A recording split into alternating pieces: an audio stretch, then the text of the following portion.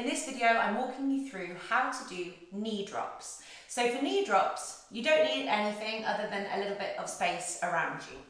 I'm going to show you the normal version of knee drops, but I'm also going to show you a modification that I like to make myself. So we're coming into a hook lying position. No towels this time, so you may have used towels before when you've done hook lying, but that is not really what we want for this exercise because we're going to be rocking around a little bit. And what we're going to do is walk our feet out so that they are in alignment with the edge of our mat, okay? So you're going to feel like a little bit knock-kneed. Your feet are going to be a bit wider than your hips. And when you get yourself set up on the edges of your mat like this, you are trying to keep the middle of your ankle in alignment with the mat, but also the middle of your second and third toes. So my foot is like half on, half off my mat right now. I don't have my toes pointed out to the side like that. So my big toe joint here is touching the floor, which I don't want.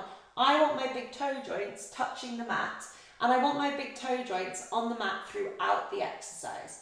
So knee drops is really about hip rotation, pelvic rotation, and lumbar rotation. But what we might notice is that our feet and our ankles try and rotate to compensate if we lack rotation through our hips. So keeping our feet as still as possible and using them as a pivot point is going to be a really helpful exercise here, because we're going to try and stop ourselves from compensating through our feet. But as we go into the video, I'll walk you through what that kind of looks and feels like when you are compensating through your feet.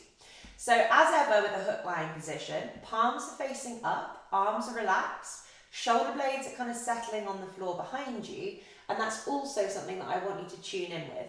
So we're going to be rotating our lower body like this, and as we do our rotations through our hips and through our pelvis, I want you to make sure that your opposite shoulder doesn't lift up off the floor.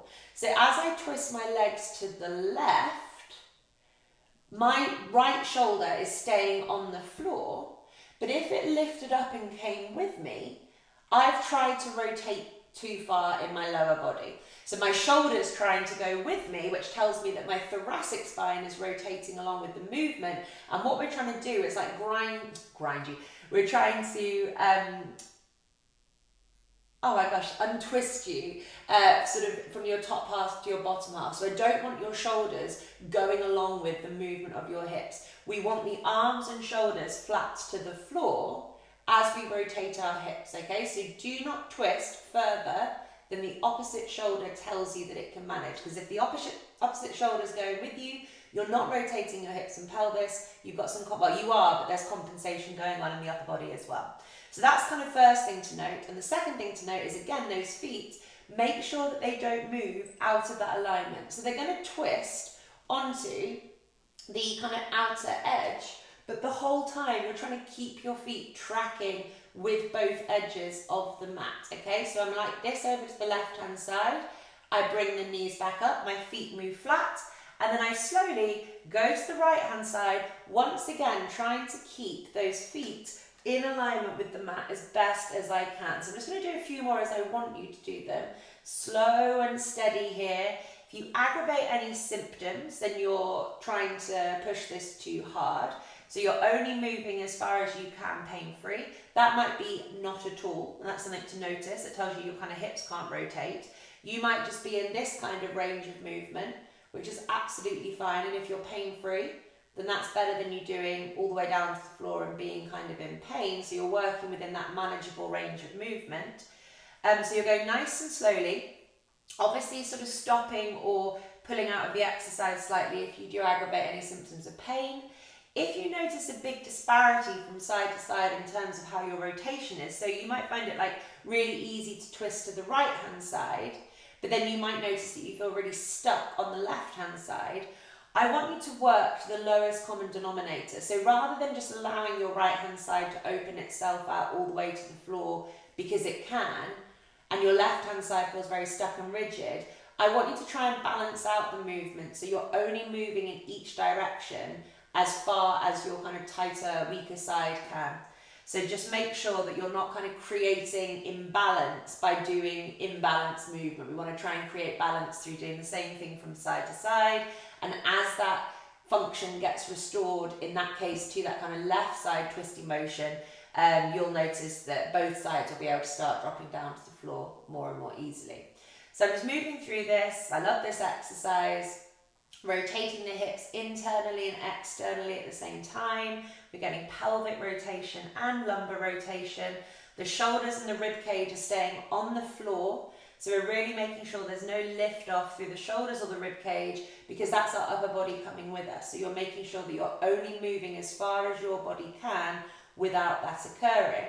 And like I said with the feet, look here as time has gone on, how my feet are more or less staying in alignment with the edge of the yoga mat. There's a tiny bit of movement, but not much. If your feet are, hold on, let's do an example. If your feet are kind of, you can hear them on the floor and they're sort of swooshing around and moving, and you've gone too fast and you haven't checked your feet for a while, and they're really wide apart from the mat and they're all in sorts of different directions, you're trying to compensate with your feet because your hips can't rotate. So keep those feet pinned in place and feel like as you do that rotation, the feet are staying still. Yes, the knees are moving, but you're not moving them further than either pain allows, your shoulder allows, or your feet allows.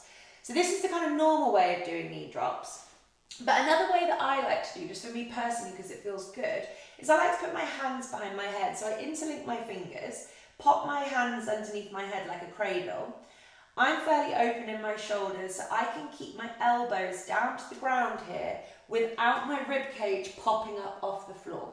So I don't want you doing this version of the exercise if having your hands behind your head makes your rib cage pop up, because you're not opening your shoulders, you're just compensating through your spine. So if you're going to try the hands behind the head version, you've got to have that rib cage flat on the floor and then the elbows flat on the floor. So this is not about just getting your elbows flat to the floor, it's about your elbows being flat to the floor along with the rib cage, which tells me that you're not puffing up the rib cage to compensate. So yeah, this is just a little modification that you can make here. Feet do exactly the same thing. And what I like about this is it just makes me feel like a little bit more of a stretch in my shoulders. So as I get that hip rotation going on the sort of further point of the range of movement, I can just feel a little bit more stretch in my shoulders and around my rib cage. Just feels nice to be open across the chest like this. And it also helps me to not lift up my shoulder blades from the floor. But please notice that this entire time my rib cage is grounded.